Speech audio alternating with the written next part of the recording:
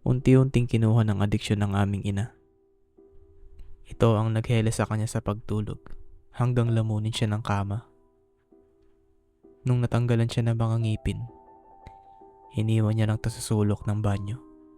7 taong gulang lang ako nun. Itinago ko ang mga to sa kahon ng posporo. Iningatan ko ang malilit na parte ni mama kasi ayokong tuluyan na lang siya mawala sa buhay namin. Iniisip ko na baka balang araw maipabalik pa namin siya ng buo. Gumuho ang bahay namin at ginawa namin ang aming makakaya para palakihin at talagaan ang aming sarili.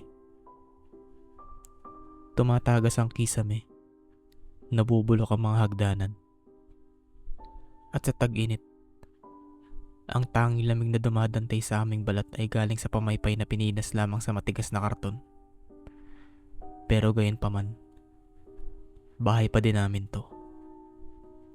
At si Ate Ani ang dahilan kung bakit ito naging tahanan. Si Ate Ani, ang kapatid ko, ang tumayong nanay ko, gamit ang mga lumang bandage sa mga sugatan kong tuhod at mga mainit na pagkain na ininit niya mula sa kalan.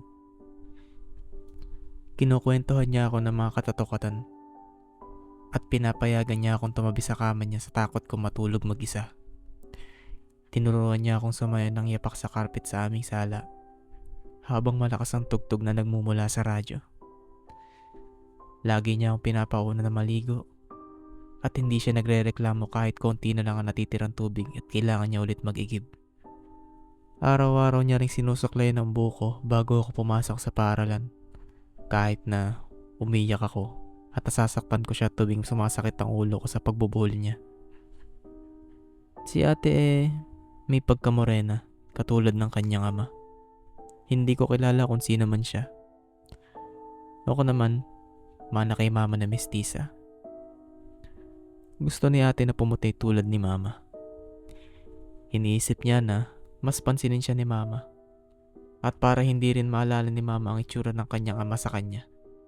Sa pagbabalik tanaw ko ibibigay ko ang lahat para maramdaman ko ulit ang mga kamay niya sa buko ng isang beses pa. Isang araw, umalis si ate nung nag-18 anyos ako. At hindi na siya bumalik. Napapaniginipan ko pa din siya paminsan-minsan. Hindi namin kayang sabayan si mama sa mga kilos niya. At sa murang edad nasanay na kami na lagi niya kaming iwan ng kami lang. Hindi yan madali. Kapag sakto lang ang naiinom niya, sobrang saya niya. Gigisingin niya kami ng 3:00 na umaga. May mga pancake na luto si mama na punong-puno ng syrup. Minsan, kapag maganda ang panahon at tayo niya mag-isa sa pag-iinom, tatawagan niya ang aming paaralan at sasabihin na nagkalagnat kami. Pero pupunta lang kami sa tabing dagat. Naalala ko nung 9 gulang ako at pauwi na kami matapos ang isang araw sa tabing dagat. Sinisip-sip ko yung tubig alat sa mga daliri ko. Kakatapos lang ni ate magpakulay ng buhok. At tinulungan siya ng best friend niyang si Jane na ibabad ang buhok niya sa lababo sa aming kusina. Tanda ko nun mula sa likod. Magkatabi silang dalawa.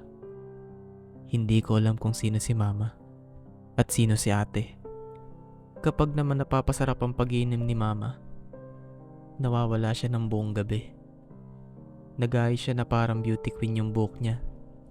Yung mga mata niya namimilog at nangingintab. Punong-puno to ng glitters at itim na eyeliner. Minsan mawawala siya ng 1 o 2 araw at hindi niya to sasabihin sa amin. Magigising na lang kami isang araw na walang laman ng bahay at isang rep na puno ng pagkain. May note sa harap ng fridge na may bakas ng kanyang lipstick. Pinapahiwatig na babalik siya agad. Minsan may dala siyang mga lalaki sa bahay. Napupuno ang aming mesa ng mga bote ng beer at mga ashtray. Yung usok hanggang kisame. Nawawala si mama at lumilipad siya sa alapaap. Matutulog kami na may mga unan sa ulo. Sinusubukan naming matulog kahit na nakakabingi na yung ingay at tugtog. Pagising naman namin may mga taong hindi namin kilala sa aming kusina. Nagtatanong kung saan ba nakalagay ang kape. Kapag konti naman ang nainom ni mama, hindi niya kinakaya. Hindi siya bumibili ng pagkain. Naninigarilyo siya ng walang tigil. Naiiwan ng mga paso ng sigarilyo sa wallpaper sa tabi ng hagdan. Halos hindi siya natutulog. Palakad-lakad siya habang lubog ang ilalim ng kanyang mga mata. Sumisigaw siya sa pinakamalilit na bagay. Naalala ko nung aksidente kong natapon ng isang baso ng juice sa sofa. Tumingin siya sa akin ng masama. Tinulak at tinila ako sa sahig. Kinuha niya lahat yung tropilo sa sofa at sinunog lahat ito sa aming bakuran. Nakatingin lang si ate mula sa bintana bago siya umupo sa tabi ko. Ang aming mga likod nakasandal sa upuan na hubad at ang kanyang ulo ay nakapatong sa aking balikat. Kapag sobrang dami naman ang ininom ni mama, yun ang pinakamalala. Tumatawa siya ng malakas. Habang tumatagal nagsisimulang manig ang kanyang bibig hanggang sa umiyak siya sa aming hapag. Kaharap ang aming almusal. Kapag ganito si mama, nananahimik si ate. Nawawala siya sa kanyang wisyo. Pumupunta siya sa isang lugar na kung saan walang makakabot sa kanya. Manonood siya ng mga lumang pelikula sa TV hanggang umaga. Habang binubulong ang mga linyang kabisado niya sa kanyang puso na parang mga dasal. Nung 5 taong gulang ako, umiyak ako nang makita ko si mama na natutulog sa kama. Iniisip na baka hindi na siya magising. Pinupunasan ni ate ang mga mata kong punong-puno ng luha habang sinasabi na natutulog lang siya tulad ng mga prinsesa sa libro. Uupo kami sa kama ni mama at hintayin siyang magising. Nung tumanda pa kami, ako na nagbubuhat kay mama mula sa sahig ng banyo. Paulit-ulit yun. Habang si ate naman ang naglalagay sa kanya sa kama. Hinayusan ang buhok. Nililinis ang suka sa kanyang muka. At pinapalitan ng mga damit kapag naiihan ni mama ang kanyang sarili. October nun. 11 taong gulang na ako. Si ate naman, 16. Miyerkules ng gabi yun. At 2 araw nang nawawala si mama. Tumawag siya sa amin ng umaga mula sa number na hindi namin kilala. Halata sa boses niya yung pagkalasing niya. Sinasabi niyang nag-e-enjoy siya kasama ang kanyang mga bagong kaibigan. At sana okay kami. Nung tanungin niya ako kung nag-enjoy ba ako sa birthday ko, ibinaba ko na lang yung telepono. Nakalipas na kasi ng 1 araw yung birthday ko. Binigyan ako ni ate ng mga regalo. Strawberry lip gloss at mga glittered na cutics. Hindi ko siya tinanong kung saan niya nakuha yung mga perang pambili dito. Wala rin naman akong pakialam. Sumakay kami pupuntang dagat kasama si Jane. Kinain ng cake na ginawa ni ate para sa akin. Nalalagyan na ng buhangin yung frosting. Naghahalo yung alat ng dagat at tamis ng cake. Nilasap ko ang bawat kagat nito at tamis nito sa aking dila. Pinanood namin yung sunset. Si ate naman kumuha ng malabong picture gamit ang luma niya Nokia habang hinihipan ko yung kandila. Paulit-ulit kong hinihiling na sana hindi na bumalik si mama. Na sana tuloy na siya mawala. Pero nung Miyerkules din ng gabi, hindi kami nag-usap ni ate. Nagkaroon kami ng alitan ni ate. Nagsimula to nung madapa siya pababa ng hagdan. Tumawa kami pareho. Nung yumuko ako para tulungan siya, naramdaman ko yung hininga niya. Mainit sa pisngi ko. Binitawan ko siya at muli siyang bumagsak sa sahig. Nakangiti at tinayos ang kanyang buhok na natatabunan ng kanyang muka. Amoy alak si ate. Nasa isip-isip ko na hindi ko kayang buhatin si ate ng paulit-ulit. Hindi ko rin kayang panoorin siyang bumagsak ng paulit-ulit. Tulad ni mama. Alam kong hindi na siya makakabangon. Tinitigan ko ang buhok ni ate. Bumagsak to sa bang mata niya. Nakita ko sa kanya si mama. Tumakbo ako. Ang mga yabag ko ay dumadagundong sa sahig. Tumakbo ako papunta sa kusina at tinapon lahat ng bote ng alak sa lababo. Tinutulak ko si ate habang sinusubukan niya akong pigilan sa ginagawa ko. Inaagaw ko sa kamay niya kung anumang bote ang mahawakan niya.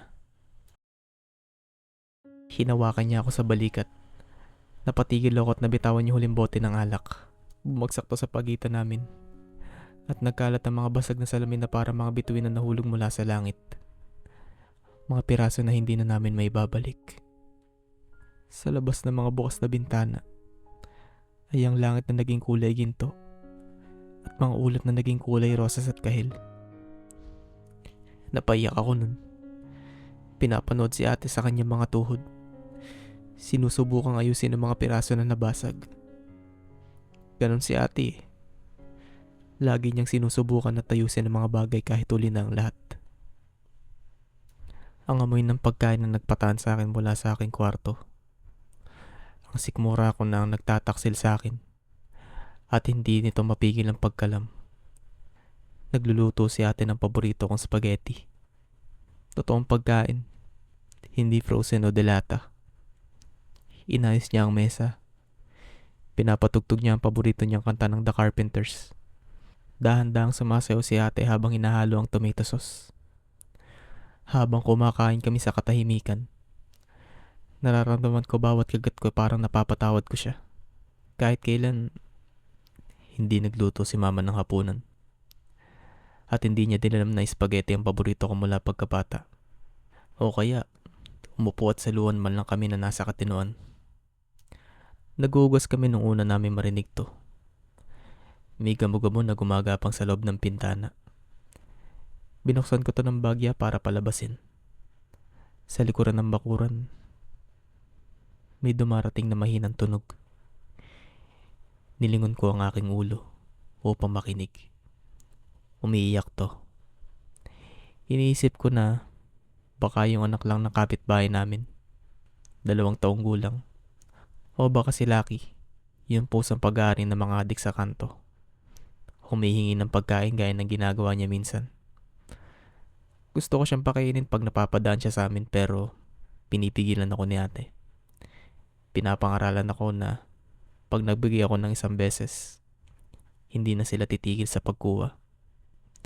Sa tingin ko hindi lang yung pusa yung tinutukoy niya. Pinailaw ni ate ang mga Christmas light na nakasabit sa beranda. Umupo kami sa mga plastic na upuan. Pinapanood namin yung langit.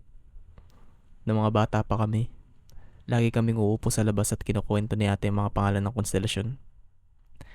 Pati na rin ang mga storya kung paano sila napunta sa langit. Nung lumaki ako saka ko lang na-realize na iniimbento lang niya yung mga to. Laro na patuloy namin ginagawa. Gumagawa ng kakaibang kwento para sa mga ugis na nakikita namin sa mga bituin. Oo, nakikita mo ba yun yung isa dyan? Yung red horse? Napunta yan dyan nung nagiinuman session yung mga alien tapos nakalimutan nila tong imisin. Sabi niya. Tumatango na parang alam na alam niya yung sinasabi niya at pinipigilan yung tawa niya. Oo nga. Sabi ko. Itunuro ang mga kamay ko pataas. Lampas sa linya ng mga kuryente. Nandyan din yung the ashtray. Iniwan ng mga hil nung nag-yossi break sila. Oo. Sabi nila kapag humiling ka dyan, matutupad lahat ng mga pangarap mo. Sabi ni ate na nakangiti. Tumigil siya sa pagtawa at mas naging tahimik ang kanyang boses. Ang kanyang mukha ay nakatingala sa mga bituin. Mag-wish tayo, Emmy, tara. Kaya ginawa namin. Pinutol ng tunog ng pag-iyak ang aming paghiling. Mas malapit ito ngayon. At tiyak kami na galing to sa tao. Binagsak ni ate ang balikat niya para sabihin na hindi niya alam. Parang baby na nawawala. Pagod at nag-iisa yun naririnig namin. Baka si Mika. Sabi ko ng dahan-dahan. Tumayo ako mula sa inuupuan ko. Baka nakapot na dun sa likod. Tawagan mo kaya si ate Connie. Sabihin mo na ibabalik natin si Mika. Hindi sumagot si ate. Kaya napabuntong hininga ako at tumirap ang mga mata ko. Ako na naman ang gagawa ng lahat. Lumakad ako sa damuhan. Lumalim ang boses ni ate at tila punong-puno ito ng tensyon. Tumalikod ako upang umiti sa kanya. Ngunit mabilis itong napawi na makita ko ang takot sa kanya muka. Pumasok ka na ngayon. Nakatingin siya sa dilim, sa likod ko. At ang isa niyang kamay sinusubukan kapain ng pintuan. Nanginginig habang sinusubukan itong buksan. Napatigil ako.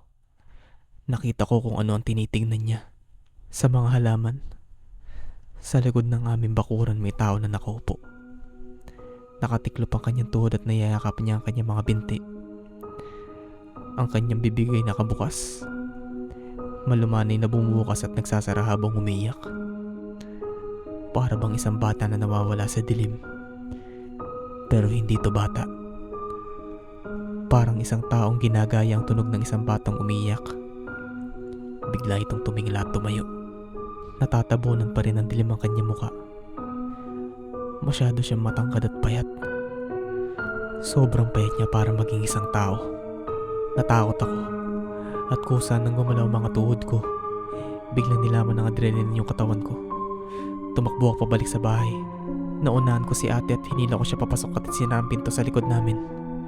Lumagabog ang pintuan sa lakas ng pagkakasara namin. Pinanood namin yung figura habang dahan-dahang itong lumapit sa bahay. Bawat takbang nito ay maingat at mahaba. Hinawakan ni ate yung kamay ko na mahigpit at binalang ang katawan ko para humarap sa kanya. Huwag kang lilingon, Emmy. Huwag kang lilingon. Gusto kong tumingin sa likod, pero biglang hinawakan ni ate mukha ko. Maring iniiling ang ulo niya. Alam kong seryoso siya. Tata. Nabiyak ang kanyang boses at nilino niya ang kanyang lalamunan. Hinigpitan niya ang pagkahawak sa akin. Halos bumuon ng kanyang kuko sa aking balat.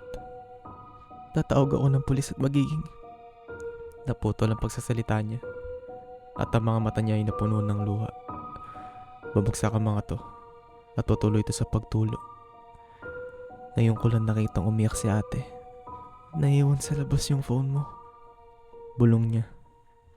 Ang cellphone niya na may nakacharge sa taas. May malumanay na tunog na bumalot sa katahimikan. Tumalikod si ate papunta sa bintana. Nanlaki ang mga mata niya. Ito yung tunog ng isang noon na dahan-dahang inuuntog sa salamin. Paulit-ulit. Unti-unting bumibilis. Hanggang nakakabingi na to sa sobrang lakas. Tumigil ang pagkatok. Akala ko tapos na. Pero biglang bumagsak ang isang malakas na tunog. Nabasag niya ang salamin ng bintana. Nagtakbuhan kami ni Ate Pakyat. 2 hakbang. Lumalaktaw sa mga sirang parte ng hagdan. Lilingon sana ako ng saglit pero pinigilan ako ni ate bago ko makita kung ano may nasa likod namin. Ang tunog ng nababasag na salamin ay umalingaw sa likuran namin. Habang tumatakbo kami papunta sa banyo at tinilak namin ang pinto. Isang manipis na iyak. Parang isang sanggol na tumatawag sa kanyang ina ang pumuno sa aming bahay. Isinandal ni ate ang likod niya sa pintuan. Hawak-hawak ang kutsilyong dala-dala niya mula sa kusina. Ginaya ko si ate. Sumandal din ako. Balikat sa balikat. Nakanig kami ng mabagal na mga yabag sa aming hagdan. Mabagal. Mabigat. At tila may balak. Ang iyak ay unti-unti nagiging nakakilabot na halakhak. Matinis na mga pagsabog ng tunog na nauuwi sa malamig na hagkikik. Humihinto. Bago muling magpapatuloy. Ang unang pintong makikita mo sa taas ay kwarto ko. At malinaw naming narinig ang malakas na pagbalibag sa pagbukas nito. Hinahanap nila kami. Ate, ano nangyayari? Tanong ko kay Ate Ani. Hindi ko na pinapansin ang mga luha na hindi ko mapigilan sa pagbagsak. Pinanood ko ang kapatid ko na tumayo mula sa sahig. Idini niya ang kamay niya sa pinto. Habang naririnig namin ang tunog ng pangalawang pinto na bumukas. Kwarto ni Mama. Ang susunod na kwarto sa taas ay ang banyo. Hinila ako ni ate palayo at inabot niya sa akin ng kutsilyo. Umiling ako at tinulak to pabalik sa kanya. Natatakot ako kung ano mangyayari kung kailanganin ko man tong gamitin. Ipinilit ni ate ang kutsilyo sa kamay ko. Dumidiin ang talim sa kanyang hinalaki hanggang ito ay dumugo. Pinanood ko ang dugo ni ate na dumali pababa sa kanyang pulso. Patuloy pa rin niyang binibigay sa akin ng kutsilyo kahit nasasaktan na siya. Kinuha ko ang kutsilyo. Malakas na tunog ang narinig namin mula sa pader na naghihiwalay sa kwarto ni mama at ng banyo. Kasunod nito ay isang matinis na iyak. Hininto ko ang aking paghinga. Ramdam ko ang tibok ng puso ko sa ilalim ng aking lalamunan. Kukunin ko yung phone sa kwarto ko. Umiling ako ng mariin. Bubuksan ko sana ang bibig ko para tumutol. Pero biglang tinakpan ni ate ang bibig ko. Nalasahan ko ang dugo sa kanyang kamay. Kukunin ko yung phone ko at tatawag ako ng pulis. Magiging okay din ang lahat. Umiling ako muli. Ito lang ang paraan. Kapag umalis ako, kailangan mong ilak ang pinto. At huwag mo itong bubuksan kahit kanino. Kahit sa akin. O kahit kanino pa man. Mag-promise ka sa akin. Umiling ako ulit. At diniin natin ang palad niya sa aking bibig. Tinutulak ang aking mga labi hanggang sa pumatak ang aking mga luha. I-promise mo, Em. May basag na tunog sa tabing kwarto. Marahang inayos ni ate ang buhok ko. Itinulak ito sa likod ng aking tenga. Tumango ako. Promise mo yan, Em, ha? Bulong niya habang dahan-dahan binubuksan ang pinto. Marahang niyang ginalaw ang kandado.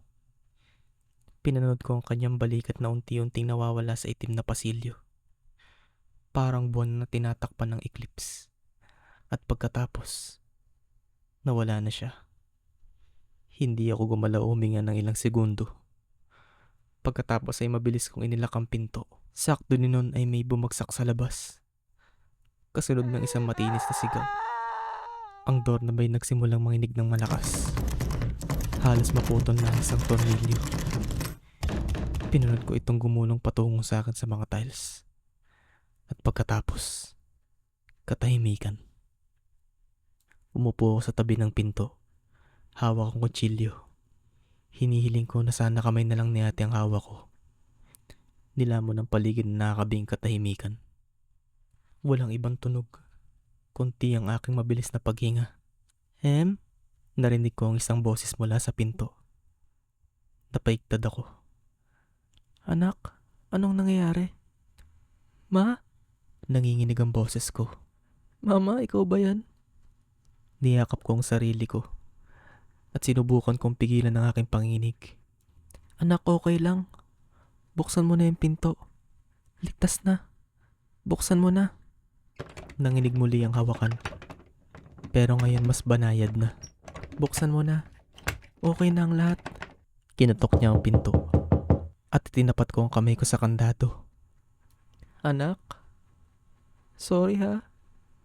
Sorry kasi hindi ako nakarating sa birthday mo. Sorry hindi ako naging mabuting mama. Bumagsak ang kanyang boses. At nagsimula siyang umiyak. Papasukin mo na ako, anak. Sorry na. Napakalungkot ng boses ni mama. Gusto ko lang na yakapin niya ako. Tulad dati nung bata ako pag nadatapa ako. Siguro ngayon, seryoso na siya. Siguro magiging maayos na ang lahat. Unti-unting hinanap ng kamay ko yung kandado. Ang boses naman ni ate ang narinig ko sa pintuan. Oo, Emily. Buksan mo na yung pintuan. Okay na ang lahat.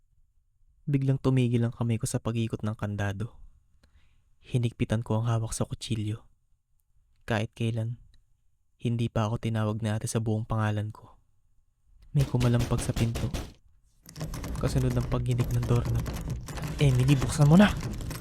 Ang boses ni ate ay lumalim. At parang naging boses sa limaw. Sinundan nito ng matinis na pagtawa. Nagsalita ulit si mama. Papasukin mo kami. Nagmamakawa at umiyak. Palakas ng palakas ang boses nito. Paulit-ulit. Sinabayan ng malakas na katok ng pinto. Naisip ko lahat. Demonyo. Halimaw. Lahat ng mga kwentong naririnig natin panakot ng mga bata tayo. Totoo pala sila. Hindi ikaw si ate. Hindi din ikaw si mama. Sumigaw ako sa pinto. Hawak ang ulo ko. Sumiksik ako sa sulok at niyakap ko ang kutsilyo sa dibdib ko. Pati na rin ang sarili ko. Hindi ko alam kung ano ang nasa labas ng pintuan. Pero alam kong hindi yun si ate. Hindi yun ang boses na sumisigaw kapag nililipat ko yung channel sa TV. Hindi yun ang boses na narinig ko kapag kinakantahan ako ng happy birthday. Hindi yun ang boses na nagsasabing matalino ako kahit mababa ang mga grades ko. Ang boses na nagbabasa ng mga kwento tungkol sa mga prinsesa na hindi nagigising. Hindi ito tao. May mga malalakas na tunog mula sa ibaba. Kasunod ng mga yabag na mga tao na tumatakbo. Isang mababang ungulang pumuno sa bahay. Bigla may sumipa ng pinto. Sumigaw ako. Tinakpan ng mga mata ko. Inantay ko ang katapusan ko. Pero may mga braso na dumating at binuhat ako palabas ng banyo. Tinignan ko ang labas ng pinto habang bumababa kami. Punong-puno to na mahahabang marka ng kuko. Mga una na punit-punit at nagkalat. Parang umuulan sa loob ng bahay. Nanood ako habang ang mga bulak galing sa unan ay dahan-dahang bumabagsak. Habang ang mga tao sa uniforme ay sinusuri ang bawat sulok ng kwarto. Tila parang inatake ng mabangis na hayop ang mga to.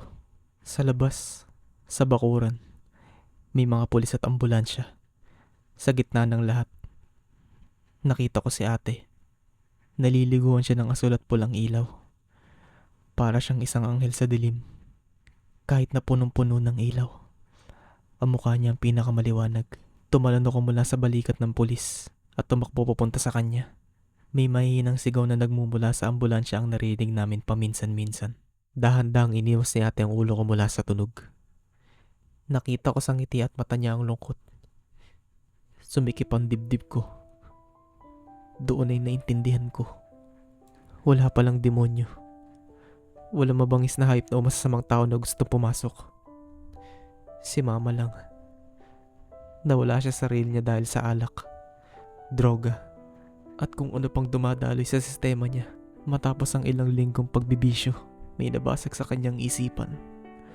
At sa pagkakataong to, hindi na namin siya mabubuo kahit anong pilit. Minsan kasi, pag hinayaan mo matapakan ng paulit-ulit, dadating ang panahon na hindi ka na makakabangon ulit. Nakita ni ate si mama sa bakuran. Tumutulo ang dugo sa bibig niya. May mga bakas ng karayom sa kanyang braso.